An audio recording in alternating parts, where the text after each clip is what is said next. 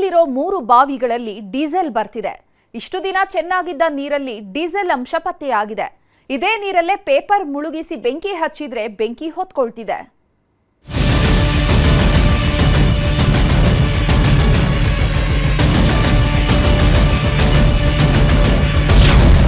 ಕುಡಿಯೋ ನೀರಿನ ಬಾವಿಯಲ್ಲಿ ಡೀಸೆಲ್ ಪತ್ತೆ. ಮಂಗಳೂರಿನ 3 ಬಾವಿಯಲ್ಲಿ ಬರ್ತಿದೆ ಡೀಸೆಲ್. ಬೇಸಿಗೆ ಬಂತಂದ್ರೆ ಸಾಕು, ಕರಾವಳಿಯ ಕುಡಿಯೋ ನೀರಿಗೆ ಹಾಹಾಕಾರ ಶುರುವಾಗುತ್ತೆ. ಬಾವಿಗಳೆಲ್ಲ ಬತ್ತಿ ಹೋಗಿ ಹನಿ ನೀರಿಗೂ ಪರದಾಡೋದಕ್ಕೆ ಶುರು ಮಾಡ್ತಾರೆ. ಆದರೆ ಮಂಗಳೂರಿನ ಕಾವೂರಿನಲ್ಲಿ ವಿಚಿತ್ರ ಘಟನೆಯೊಂದು ನಡೀತಿದೆ. ಬಾವಿಯಲ್ಲಿ ನೀರಲ್ಲ, ಡೀಸೆಲ್ ಬರ್ತಿದೆ. ಏಕಾಏಕಿ ಡೀಸೆಲ್ನ ಅಂಶ ಪತ್ತೆಯಾಗ್ತಿದ್ದು ಬೆಂಕಿ ಹಚ್ಚಿದ್ರೆ ದೊಪ್ಪನೆ ಹೊತ್ತಿಕೊಳ್ತಿದೆ. ನೀರಿನ ಬಾವಿಯಲ್ಲಿ ಡೀಸೆಲ್ ಬರ್ತಿರೋದು ಎಲ್ಲರನ್ನ ಬೆಚ್ಚಿ ಬೀಳಿಸ್ತಿದೆ.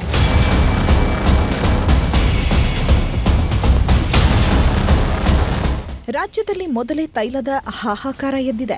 ಡೀಸೆಲ್ ಪೆಟ್ರೋಲ್ ಬೆಲೆ ದಿನೇ ದಿನೇ ಏರಿಕೆಯಾಗ್ತಿದೆ. ಇಂಥ ಹೊತ್ತಲ್ಲೇ ಬಾವಿಯಲ್ಲಿ ಡೀಸೆಲ್ ಪತ್ತೆಯಾಗಿದೆ. ಮಂಗಳೂರಿನ ಕಾವೂರಿನ ಈ 3 ಮನೆಗಳಲ್ಲಿ ಕಳೆದ 4 ವರ್ಷದ ಹಿಂದೆ ಈ ಬಾವಿಗಳನ್ನು ತೆಗೆಸಿದ್ರಂತೆ. ಅಂದಿನಿಂದ ಇಂದಿನವರೆಗೂ ಯಾವುದೇ ಸಮಸ್ಯೆ ಇರಲಿಲ್ಲ. ಶುದ್ಧವಾದ ಕುಡಿಯೋ ನೀರೇ ಬರ್ತಿತ್ತು. ಆದ್ರೀಗ ಈ 3 ಬಾವಿಗಳಲ್ಲೂ ಡೀಸೆಲ್ ಪತ್ತೆಯಾಗ್ತಿದೆ. ಹೀಗಾಗಿ ಈ ನೀರನ್ನ ಮನೆ ಬಳಕೆಗೂ ಬಳಸೋದಕ್ಕಾಗದ ಪರಿಸ್ಥಿತಿ ನಿರ್ಮಾಣವಾಗಿದೆ. ನವೆಂಬರ್ನಲ್ಲಿ ಕೆಳಗಡೆ ಒಂದು ಬಾವಿಯಲ್ಲಿ ನೀರು ಇದು ಡೀಸೆಲ್ ಅಂಶ ಬಂದಿದೆ ಅಂತೇಳಿ ಅವರು ಟೆಸ್ಟ್ ಮಾಡಿಸಿ ಎಲ್ಲ ಮಾಡ್ತಾಯಿದ್ರು. ಮತ್ತು ಅವರು ಏನು ಮಾಡಿದ್ರು ಗೊತ್ತಿರಲಿಲ್ಲ. ಆಮೇಲೆ ಇದು ಮೊನ್ನೆ ನಾವು ಖಾಲಿ ಮಾಡಿಸಿದ್ದಕ್ಕಿಂತ ಅರ್ಧ ನೀರು ತೆಗೆದ ಕೂಡಲೇ ಕಂಪ್ಲೀಟಾಗಿ ಡೀಸೆಲ್ನ ಇದು ಲೇಯರ್ ಸರಿಯಾಗಿ ಬರ್ತದೆ. ಮತ್ತೆ ನೋಡುವಾಗ ಇದು ಡೀಸೆಲ್ ಅಂತೇಳಿ ಮತ್ತೆ ಅವರು ಖಾಲಿ ಮಾಡಿಕೊಟ್ಟು ಹೋದರು.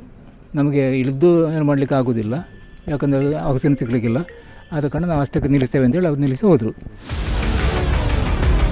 ಈ 3 ಬಾವಿಗಳ ಸನಿಹದಲ್ಲೇ ಪೆಟ್ರೋಲ್ ಬಂಕ್ ಒಂದಿದೆ. ಇದೇ ಪೆಟ್ರೋಲ್ ಬಂಕ್ನ ಅಂಡರ್ ಗ್ರೌಂಡ್ ಟ್ಯಾಂಕ್ನಿಂದ ಲೀಕ್ ಆಗ್ತಿರಬಹುದು. ಅದೇ ತೈಲವೇ ಮಣ್ಣಿನ ಪದರಗಳ ಮೂಲಕ ಬಾವಿ ನೀರಿಗೆ ಸೇರ್ತಿದೆ ಅನ್ನೋ ಗುಮಾನಿ ಎದ್ದಿದೆ. ಹೀಗಾಗಿ ಬಾವಿಯ ಪೂರ್ತಿ ನೀರು ಖಾಲಿ ಮಾಡಿದಾಗಲೂ ಸಣ್ಣದಾಗಿ ಬರೋ ಹೊರತೆಯಲ್ಲೇ ತೈಲ ಮಿಶ್ರಣ ಕಂಡು ಬರ್ತಿದೆ. ಇದು ಸಾಧಾರಣ ನವೆಂಬರ್ ತಿಂಗಳಿಗೆ ನಮ್ಗೆ ಗೊತ್ತಾಯಿತು. ಯಾಕಂದ್ರೆ ಆ ಕೆಳಗಿನ ಮಾರು ಡೈಲಿ ಬಾವಿನ ನೀರು ಸೇರ್ತಾರೆ. ಆದ ಕಾರಣ ಇದರ ಸೇದೋ ಅವರಿಗೆ ಗೊತ್ತಾಯಿತು. ನಾವು ಏನಿದ್ರೆ ಪಂಪ್ ಮಾಡ್ತೇವೆ, ನಮ್ಗೆ ಗೊತ್ತಾಗ್ತಾ ಇಲ್ಲ. ಅದು ಕೆಳಗಿದ್ದೇ ವಾಟರ್ ಹೋಗುತ್ತೆ, ಮೇಲ್ಗಿದ್ದೆ ಅದೇ ಒಂದು ಲೇಯರ್ ಫಾರ್ಮೇಷನ್ ಆಗುತ್ತೆ. ಆಮೇಲೆ ನವಂಬರಿಂದ ಗೊತ್ತಾಯಿತು ಅವರು ಕೆಳಗಿನವರು ಸಾಧಾರಣ 2-3 ಸಲ ನೀರು ಖಾಲಿ ಮಾಡಿದ್ರು, ತಿರುಗಿ ಅದೇ ರೀತಿ ಬರ್ತಾಯಿದೆ. ಅಧಿಕಾರಿಗಳು ಯಾರು ಟೆಸ್ಟಿಂಗ್ ಎಲ್ಲ ಮಾಡಿದ್ದಾರೆ, NITಗೆ ಟೆಸ್ಟಿಂಗ್ ಮಾಡಿದ್ದಾರೆ, ಅವರ ರಿಪೋರ್ಟ್ ಕೊಟ್ಟಿದ್ದಾರೆ. ಬೇರೆ ಅಧಿಕಾರಿಗಳು ಯಾರು ಬರಲಿಲ್ಲ. ಇನ್ನು ಈ ಬಗ್ಗೆ ಪೆಟ್ರೋಲ್ ಬಂಕ್ನವರನ್ನ ಕೇಳಿದ್ರೆ ಆರೋಪ ತಳ್ಳಿ ಹಾಕ್ತಿದ್ದಾರೆ. ನಮ್ಮ ಬಂಕ್ನಲ್ಲಿ ಸೋರಿಕೆ ಹಾಕಿದ್ರೆ ಸ್ಟಾಕ್ನಲ್ಲಿ ವ್ಯತ್ಯಾಸ ಬರಬೇಕಿತ್ತು, ಆದರೆ ಇಲ್ಲಿಯವರೆಗೂ ಯಾವುದೇ ವ್ಯತ್ಯಾಸವಾಗಿಲ್ಲ ಅಂತಿದ್ದಾರೆ. ಹೀಗಾಗಿ ಆರೋಗ್ಯ ಇಲಾಖೆಗೆ ದೂರು ನೀಡಿದ್ರೆ ಅವರು ಹಾರಿಕೆ ಉತ್ತರ ನೀಡುತ್ತಿದ್ದಾರಂತೆ.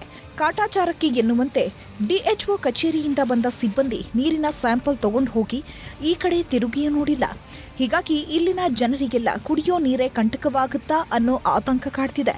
ಹೀಗಾಗಿ ಆದಷ್ಟು ಬೇಗ ಸಂಬಂಧಪಟ್ಟ ಅಧಿಕಾರಿಗಳು ಇತ್ತ ಗಮನ ಹರಿಸಬೇಕಿದೆ. ಕ್ಯಾಮರಾ ಪರ್ಸನ್ ನಿಖಿಲ್ ಸುವರ್ಣ ಜೊತೆ ಕಿಶನ್ ಶೆಟ್ಟಿ, ನ್ಯೂಸ್ 18 ಮಂಗಳೂರು.